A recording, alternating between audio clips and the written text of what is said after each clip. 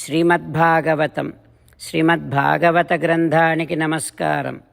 నిగమకల్పతరోర్గళితం ఫలం సుఖముఖాదమృతద్రవ సంయుతం పిబత భాగవతం రసమాలయం ముహురహో రసికా భువి భావుకాః. శ్రీసుఖ యోగీంద్రుల వారికి నమస్కారం. యం ప్రవ్రజంతమనుపేతమపేతకృత్యం ద్వైపాయనో విరహకాతర ఆజుహావ పుత్రేతి తన్మయతయా తరవోభినేదుః తం సర్వభూతహృదయం మునిమానతోస్మి. నరనారాయణులకు, చతుర్ముఖ బ్రహ్మకు, సరస్వతీదేవికి, వ్యాసమహర్షుల వారికి నమస్కారం. నారాయణం నమస్కృత్య నరం చైవ నరోత్తమం దేవీం సరస్వతీం వ్యాసం తతో జయం ఉదీరయేత్. శ్రీమద్భాగవతము 4వ స్కంధములో సూతమహాముని శౌనకాది మహర్షులందరికీ ప్రవచనం చేస్తూ ఈ రకంగా చెబుతూ ఉన్నాడు. ఓ మహర్షులారా, శ్రీసుఖ యోగీంద్రుల వారు పరీక్షిన్నరేంద్రుడికి ఉపదేశం చేస్తూ ఇలా చెబుతూ ఉన్నాడు.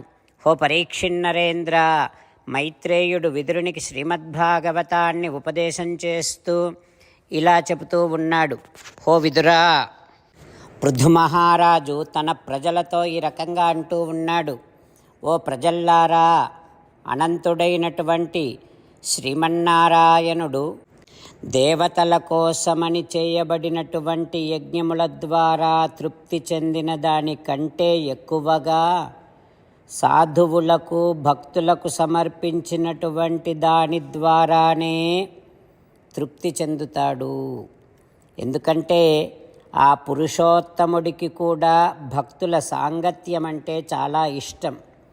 భక్తులను విడిచి భగవానుడు ఉండడు. ఈ విశ్వమంతా పరమాత్మయందు ఉంటుంది. ఆ పరమాత్మ యొక్క స్వరూప, రూప, గుణ విభూతులన్నింటినీ మనకు వేదము ఎత్ర ఇదం ఆదర్శే ఇవ అవభాసతే, వేదము స్పష్టంగా తెలియచేస్తుంది. వేదములో పరమాత్మ యొక్క స్వరూప, రూప, గుణ విభూతులన్నీ అద్దములో కనిపించినంత స్పష్టంగా భాసిస్తాయి. ఓ ప్రజల్లారా, అందుకే బ్రాహ్మణులు ఆ వేదమును శ్రద్ధగా నేర్చుకుంటారు, ఇతరులకు నేర్పిస్తారు. వారు నేర్చుకున్నటువంటి వేదములను యజ్ఞములకు ఉపయోగిస్తారు. ఆ వేద జపము చేస్తారు, వేద పారాయణ చేస్తూ ఉంటారు. అందుకని వారిని ఆరాధించుటయే సర్వశ్రేయస్సులకు మూలము. సదాచారముతో, ధ్యానముతో వేదములను ధరించి ఉండేటటువంటి బ్రాహ్మణులను ఆరాధిస్తే సర్వశ్రేయస్సులు కలుగుతాయి.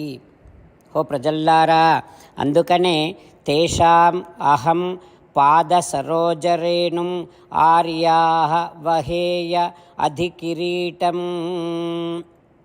నేను జీవించి ఉన్నంతకాలము అట్లాంటి భక్తుల యొక్క, బ్రాహ్మణుల యొక్క, బ్రహ్మవేత్తల యొక్క పాదపద్మధూళిని నా కిరీటము మీద ధరించే ఉంటా. దానివలన సకల పాపాలు నశిస్తాయి. మంచి గుణాలు మనను చేరి ఉంటాయి. మంచి గుణాలు ఉన్నటువంటి వానిని, పెద్దలను గౌరవించేటటువంటి వానిని సమస్త సంపదలు వరిస్తాయి. అందుకనే ఓ ప్రజల్లారా, నేను మిమ్ములందరినీ గౌరవిస్తా. మీతో పాటు బ్రాహ్మణులను పూజిస్తా, వారితో పాటు వేదములను సేవిస్తా. ప్రసీదతాం జనార్దనః. ఆ పరమపురుషుడైనటువంటి శ్రీమన్నారాయణుడు జనార్దనుడు నన్ను అనుగ్రహించుగాక అంటూ పృథు మహారాజు ప్రజలను ఉద్దేశించి మాట్లాడుతూ ఉన్నాడు. ఆ తర్వాత ఏం జరుగుతుందో రేపు తెలుసుకుందాం. ఓం శ్రీకృష్ణ పరబ్రహ్మణే నమః. ఓం అస్మద్గురుభ్యో నమః. అంతేకాకుండా మనం ప్రతిరోజు శ్రీమన్నారాయణుడికి ఒక 8 పనులు చేస్తాం అని మాట ఇద్దాం. ఎందుకంటే శ్రీకృష్ణ భగవానుడు 18వ అధ్యాయములో 65 నుండి 70వ శ్లోకాల ద్వారా శ్రీమద్భగవద్గీత అంతటికీ సారభూతముగా మనకు 8 పనులు చేయమని చెప్పాడు. అలా చేస్తే చాలు, నేను మిమ్మల్ని అన్ని విధాలుగా రక్షిస్తా అని ప్రమాణపూర్వకముగా ప్రతిజ్ఞ కూడా చేశాడు.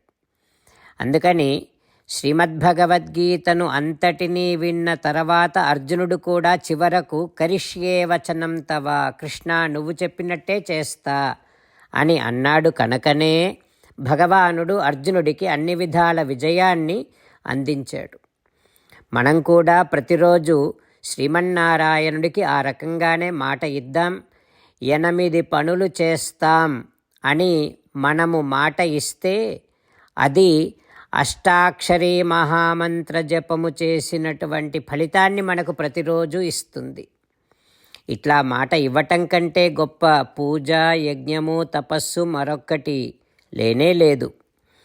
అందుకని నేను అంటూ ఉంటాను, మీరు మనస్సులో భావిస్తూ ఉండండి. ఈ రకంగా మనము మాట ఇస్తూ ఉంటే శ్రీకృష్ణ భగవానుడి ముఖారవిందములో కలిగేటటువంటి ఆనందాన్ని మనం ప్రతిరోజు దర్శిద్దాం, ఆస్వాదిద్దాం. జై శ్రీమన్నారాయణ. హో శ్రీమన్నారాయణ, నువ్వు చెయ్యమన్నట్టే నేను నిన్నే సంతతము ధ్యానము చేస్తూ ఉంటా. హో శ్రీమన్నారాయణ, నువ్వు చెప్పినట్టే నేను నీ భక్తుడిగానే ఉంటా. హో శ్రీమన్నారాయణ, నువ్వు చెయ్యమన్నట్టే నేను నా విధులను, కర్తవ్యాలను నీ సేవగా, నీ తృప్తి కోసమనే సక్రమంగా నిర్వర్తిస్తూ ఉంటా.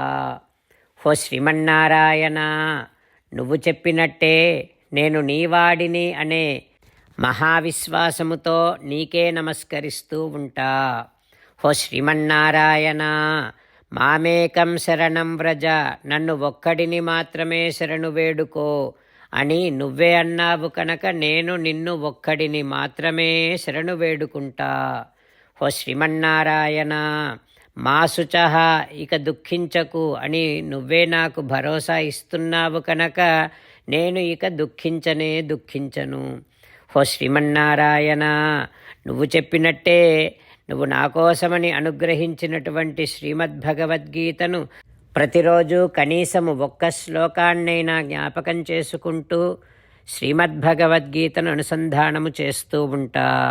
హో శ్రీమన్నారాయణ, నువ్వు చెప్పినట్టే నువ్వందరి కోసమని చెప్పినటువంటి శ్రీమద్భగవద్గీతను తెలియని భక్తులందరికీ తెలియచేసే నా వంతు ప్రయత్నాన్ని నేను నిరంతరము కొనసాగిస్తూనే ఉంటా.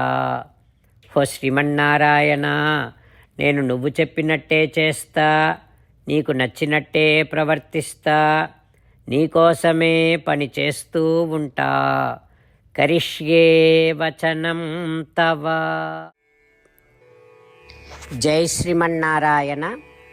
భక్తులకు ప్రత్యేకమైనటువంటి విజ్ఞాపన. మీకు అన్ని విషయాలలో వెంటనే మంచి ఫలితాలు రావాలి అనంటే ప్రతిరోజు 1 నిమిషం వెచ్చించి నారాయణాస్త్రాన్ని చదవండి.